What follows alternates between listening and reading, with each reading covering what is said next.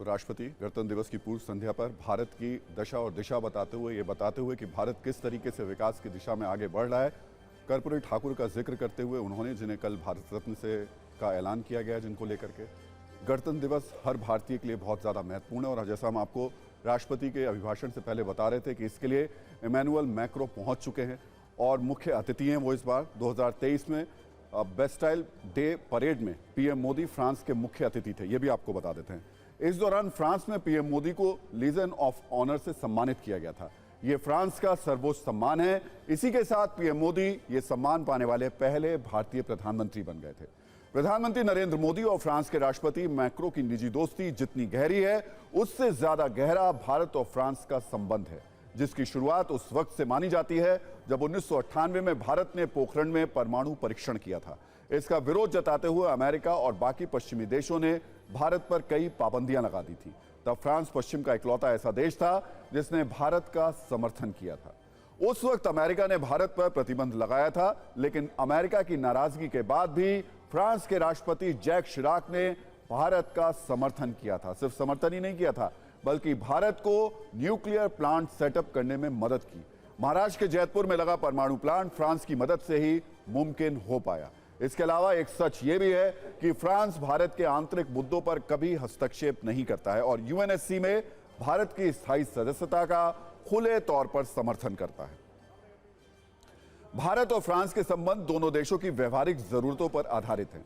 कुछ चीजें फ्रांस भारत से चाहता है तो कुछ सहयोग की उम्मीद भारत भी फ्रांस से करता है। ऐसे में रक्षा एक ऐसा क्षेत्र है जिसमें दोनों देश एक दूसरे के साथ मजबूत संबंध बना रहे हैं। अगर पिछले कुछ वर्षों की बात करें तो 2018 से 2022 के बीच भारत ने 30% हथियार फ्रांस से ही खरीदे हैं। भारत ने फ्रांस से 36 राफेल फाइटर जेट्स की डील की है। भारतीय नौसेना फ्रांस से 26 और राफेल खरीदने की इच्छा जता चुकी है। इसके अलावा भारत की मझगांव डॉकयार्ड्स लिमिटेड यानी एमडीएल को फ्रांस के सहयोग से 3 और स्कॉर्पियन क्लास अटैक सबमरीन बनाने का मौका मिल सकता है। भारत दुनिया का सबसे बड़ा हथियार खरीदार है, वहीं फ्रांस दुनिया का तीसरा सबसे ज्यादा हथियार बेचने वाला देश है। रक्षा सौदों के अलावा भारत और फ्रांस के बीच कारोबार की बात करें तो भारत और फ्रांस के बीच सालाना करीब 1,11,000 करोड़ रुपए का व्यापार होता है। वर्ष 2022-23 में भारत ने फ्रांस को कुल 63,000 करोड़ के सामान का निर्यात किया, जबकि फ्रांस ने भारत को 48,000 करोड़ रुपए का निर्यात किया।